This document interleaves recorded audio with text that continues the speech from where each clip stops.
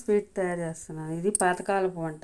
దీని పేరు పాల సక్కు అని. పాలు, బియ్యము 1 కప్పు, పాలు 2 కప్పులతో నానబెట్టుకోవాలి. దీంట్లోకి కొబ్బరి ముక్కలు, జీడిపప్పు ముక్కలు తయారు చేస్తాను. చూడండి, మిక్సీ పట్టుకోవాలి మెత్తగా. ఈ కప్పుతో 3 కప్పులు పాలు పోసుకోవాలి. ఇప్పుడు ఆ కప్పు పంచదార వేసుకుంటున్నాం.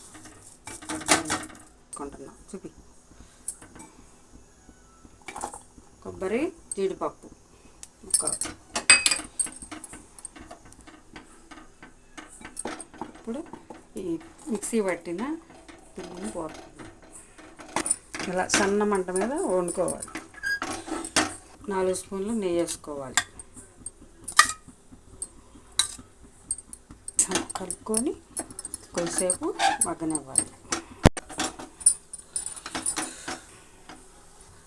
ఇట్లా వస్తే అతుక్కోకుండా ఉడికినట్టు. దీన్ని వేరే మళ్ళీ ఇంకో నెయ్యి వేసుకోవాలి. ఒక 4 స్పూన్లు.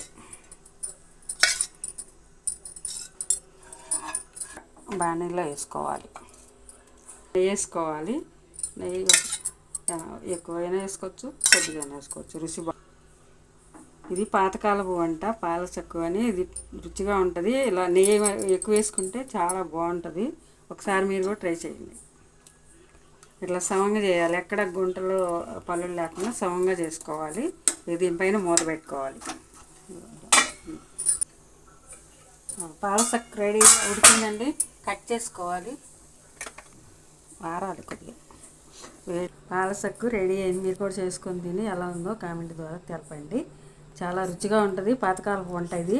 ఆరోగ్యానికి కూడా చాలా మంచిది. నెయ్యి, పాలతోటి, బియ్యంతో కాబట్టి